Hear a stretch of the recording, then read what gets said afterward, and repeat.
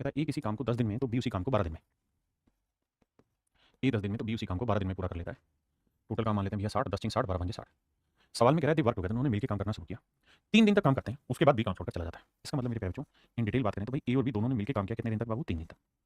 फिर 3 दिन के बाद बी काम छोड़ देता है और ए अकेला काम करता रहता है। तो बी चला गया था, बाकी काम को अकेला ए करता रहा। कितने दिन करता रहा नहीं पता, यहाँ से फिर से पढ़ते हैं।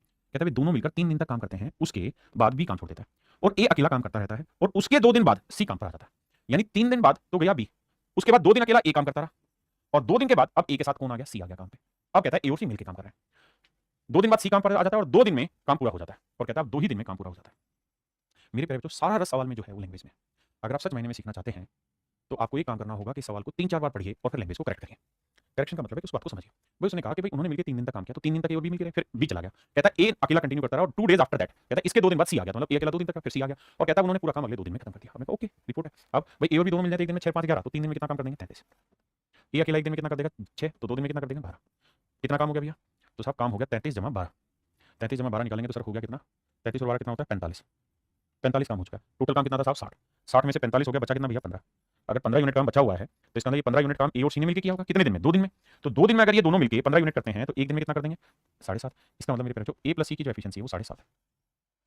ए प्लस सी की एफिशिएंसी कितनी मेरे प्यारे बच्चों? 7.5। अभी बताओ ए की एफिशिएंसी कितनी है? 6। ए की एफिशिएंसी 6। अब मैं सी की क्या एफिशिएंसी लूं कि ए में सी जोड़ के 7.5 आ जाए, तो आप कहेंगे सी की एफिशिएंसी 1.5 है। सी की एफिशिएंसी 1.5 हाँ है ना? किसी भाई को दिक्कत है? नहीं। देखिए फिर से समझाता हूं भाई ए प्लस सी की एफिशिएंसी 7.5 आई तो उसमें ए की 6 है तो 7.5 करने के लिए सी की क्या लेनी होगी? 1.5 एफिशिएंसी। कह रहा सी पूरा काम कितने दिन में करेगा? देखो भाई एक बात बताओ बाबू, अगर सी की एफिशिएंसी आपने निकाल ही दी 1.5, फिर सवाल में बचा क्या है? कह रहा सी पूरा काम कितने दिन में कर लेगा? तो भाई टोटल काम है 60, सी एक दिन में करता है 1.5, तो भैया डेसिमल हटाओगे तो ऊपर जीरो लिखोगे। 15 कम 15 15 चौको 60 एक जीरो, तो इसका मतलब सी अकेला इस काम को 40 दिन में खत्म कर लेगा। सी अकेला मेरे प्यारे बच्चों इस काम को 40 दिन में खत्म कर लेगा। हम इस बात को और अच्छे से समझ सकते हैं। सर भाषा क्यों समझने में नहीं आती जल्दी से? 2 से 3 बार पढ़ने में समझ आती है, क्योंकि प्रोसेस है समझने का मेरे बेटा, यही तरीका है सीखने का। और एग्जाम भी आपकी लैंग्वेज का ही है और किसी चीज का नहीं। वरना अगर किसी को लैंग्वेज समझ में आ जाए फिर सवाल में है ही क्या? कुछ भी नहीं। अब मैं इसी बात को दोबारा दोहराता हूं।